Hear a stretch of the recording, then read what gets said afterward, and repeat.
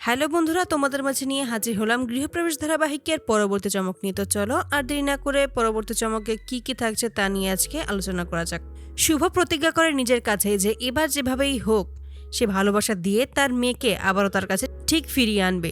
তার মেয়ের মনে যত রাগ জমা রয়েছে, ঘৃণা জমা রয়েছে, সেই সমস্ত কিছু সে এবার ভালোবাসায় পরিণত করবে। এই ২০ বছর ধরে যেভাবে আকাশ সেন ওকে বড় করেছে, এবার সে ধীরে ধীরে ভালোবাসা দিয়ে সেই সমস্ত কিছু গলিয়ে ফেলবে। এমনটাই প্রতিজ্ঞা করে। তখনই আদি বলে যে আমি জানি শুভ তুমি ঠিক পারবে। ঠিক তখনই কেশব সেখানে আসে এবং কেশব বলে যে মা, আমিও থাকতে চাই, আমিও স্ত্রীকে আমাদের এখানে ফিরিয়ে আনতে চাই, আমিও চাই ও ভালো হয়ে আবার এখানে ফিরে আসুক। ওই আকাশ সেনের এবার একটা কঠিন শাস্তি হওয়ার দরকার। ঠিক তখনই শুভ বলে তুই চিন্তা করিস না কেশব, এবার ঠিক তেমনটাই হবে যেমনটা আমরা চেয়েছি। এতগুলো বছর ধরে আমি ওকে শুধুমাত্র দেখতে চেয়েছিলাম, তবে আজকে যেহেতু জানতে পেরেছি ও আমার কাছেই ছিল, ও আমার আশেপাশেই আছে, এখন আমাকে আর কেউ আটকাতে পারবে না ওকে এই বাড়িতে ফিরিয়ে আনা থেকে। এবার যেভাবেই হোক আকাশের সমস্ত সত্যি আরিয়ার সামনে তুলে ধরতে হবে, তাহলে একমাত্র আরিয়া নিজের ভুলটা বুঝতে পারবে যে এতগুলো বছর ধরে আকাশ শুধুমাত্র ওকে ব্যবহার করার জন্য তৈরি করেছে, ঠিক মোহনাকে যেভাবে আগে তৈরি করেছিল। ঠিক তখনই মোহনা সেখানে আসে আর বলে যে শুভ, আমি সবসময় তোমার পাশে থাকতে চাই, আমিও চাই যে শ্রী যেন আবার এই বাড়িতে ফিরে আসে। আমি চেষ্টা করেছিলাম শুভ যেন আরিয়াকে এই বাড়িতে রেখে যায় দাদা, কিন্তু ও আমার কোনো কথাই শুনেনি। তখনই শুভ বলে এখানে তোমার কোনো দোষ নেই মোহনা, সমস্ত কিছু এবার আমাদেরকেই করতে হবে, তাই তুমি শুধু আমাদের পাশে থেকো। তখনই মোহনা বলে যে হ্যাঁ, আমি সবসময় তোমার পাশে আছি, তুমি কোনো চিন্তা করো না। বাড়ির সকলে তখন একজোট হয় এবং স্ত্রীকে ফিরিয়ে আনার লড়াইয়ে নেমে যায়। অপরদিকে শুভ প্ল্যান করে এবং সে কাজের মেয়ের ছদ্মবেশ ধারণ করেই ওই আকাশ সেনের বাড়িতে এসে হাজির হয় এবং আকাশের রুম পরিষ্কার করার নাম করেই সেখানে একটা ছোট্ট সিসি ক্যামেরা ফিট করে রাখে, যেন সমস্ত প্রমাণ সে কালেক্ট করতে পারে আরিয়াকে দেখানোর জন্য।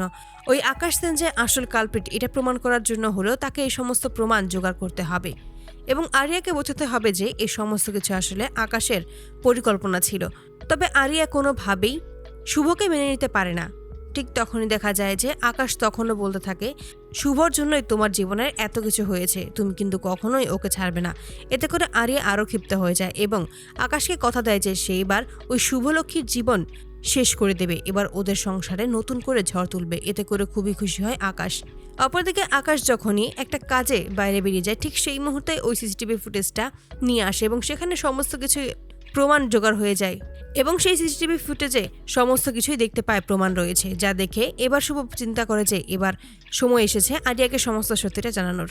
তখনই সেই ফুটেজটা আরিয়ার সামনে তুলে ধরতেই আরিয়া দেখতে পায় যে সত্যিই তার ড্যাড অন্য কারোর সাথে কথা বলছে এবং সেখানে অন্য একজন ডিটেকটিভও রয়েছে যাকে অনেকগুলো টাকা দিচ্ছে আকাশ। এতে করে খুব ভালোভাবেই বুঝতে পারে যে তার মানে এতদিন ধরে আকাশ তার সাথে নাটক করে এসেছে, তার পরিবারের বিরুদ্ধে তাকে যা যা বলেছে সমস্তটাই মিথ্যে ছিল।